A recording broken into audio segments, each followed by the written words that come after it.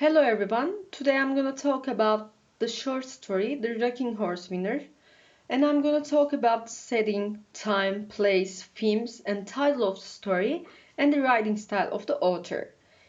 I want to start with the question, what is the story about? Let me answer it. In the story, we see a little boy who is seeking for new ways to relieve his family's financial problems. He does this by predicting the outcome of the horse races. He predicting predicts which horse will be first, and this is bets, as you know. And the story is also about how modern materialism can become a corrupting influence on a family's life, and some says that this may be a reflection of Ryder's own life, as he comes from also a middle class family. So let's have a look at the time and setting of the story.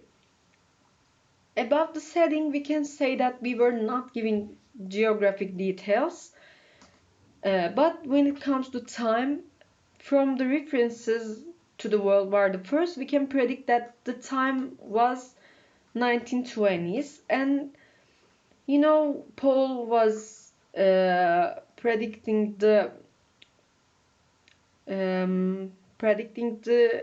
results of the horse races, and the actual horse races were being held in England at those times, according to my research.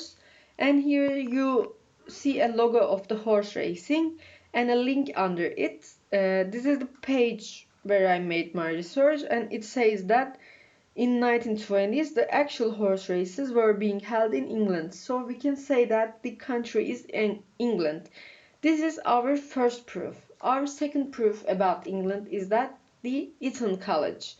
In the story they said that Paul was going to be sent to the Eton College, and I made some research about this school. This is one of the oldest and most elite schools of England, and founded by the Henry VI. Um, Here you see some pictures of the school. Look at the building and the clothing styles of the student. We can understand from these pictures how elite is the school, and we can say that rich children of rich families can go to this school. Now our main setting, the house. Um, we understand that the house is filled with many expensive properties. It's pleasant, it has a garden, it has a nursery part, and in nursery room uh, there are so many expensive toys like the rocking horse and the stuffed animals and etc. Um, the house is quite alike with the mother. It's beautiful, and the style must always be kept up despite their lacking of money. And apart from being a setting place, the house is nearly a character.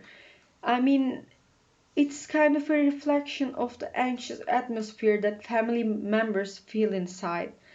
Paul says that the walls are whispering. The walls are whispering, there must be more money, there must be more money. It's the reflection of mother, it's the reflection of the anxious atmosphere.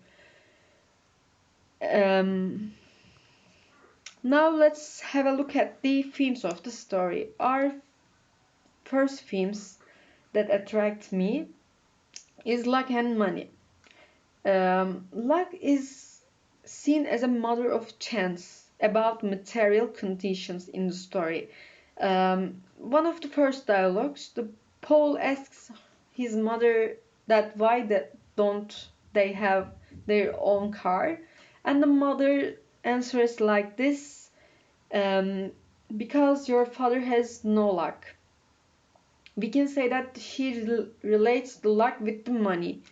They are actually rich, they are well off, they live in a nice house in a nice neighborhood, they have servants who serve for them, but mother is never pleasant about this.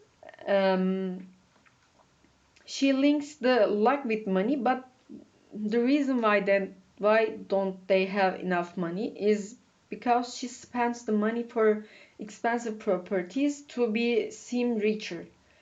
And in the end, money brings the death, not the luck. Our another theme is love. Its inability of love, how it comes late. The sooner or later love comes, but it's late sometimes. For example, in the story, she started to love his children when he is dead. In the story, we see a self-centered mother who seems to be not able to love her children, and Paul tries to prove that he is lucky. He tries to gain some money to attract his mother's love and attention, and he achieved this, but he gained all of this when his tries become an obsession and start to consume him. Another theme is desire.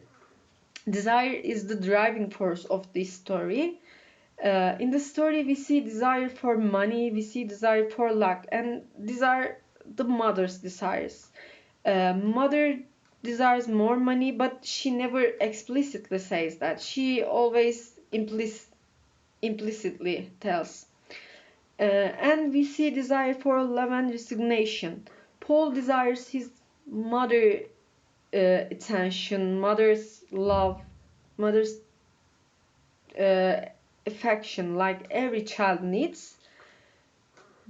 But the way he does this, consumed him at the end. Now our another themes are greed and materialism. In the story, we see the destructive and dangerous sides of being greedy and being materialist. Um, let's look at the greediness of the characters one by one. Mother's is greed for luxury. She buys very expensive properties to her house. She always wanted to be richer than she is. And instead of giving her love to her children, she gives expensive toys, and she most probably thinks that it can replace the affection that she needs to give them. The Uncle Oscar.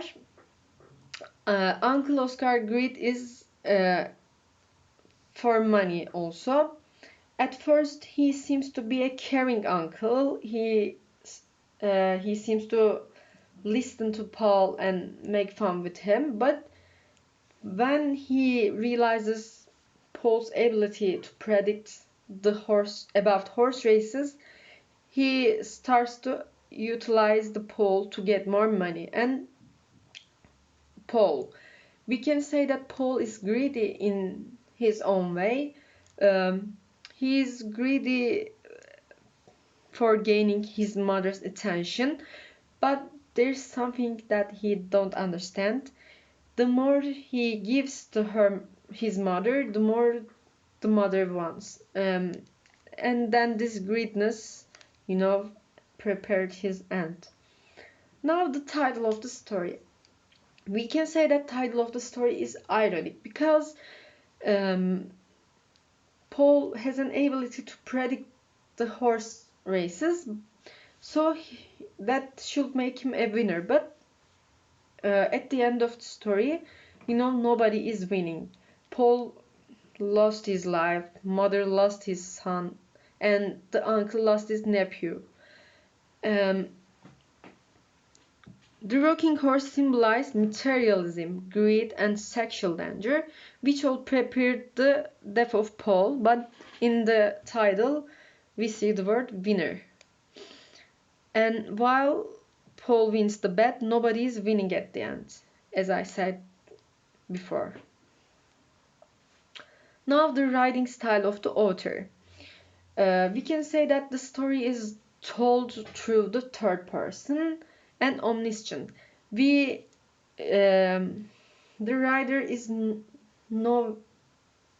writer knows all of the feelings that the characters have inside, and this enables us to feel the dynamic and atmosphere more clearly. The writer used a simple and unadorned language, and the language is mysterious. There is no certainty about the symbols, and these patterns are both like in folk tales. Um, the author relates the important dialogues and actions without using long descriptions, which is unlike classic realist novels. And the story starts as if it's a fairy tale. There was a woman who was beautiful, who started with all the adventures, yet she had no luck. I think this is a conscious attempt on the part of the author because he may wanted to start with a traditional oral telling technique, and the story starts like this, but it ends with a serious message about wasting lives. That's the end of my presentation. Thanks for listening.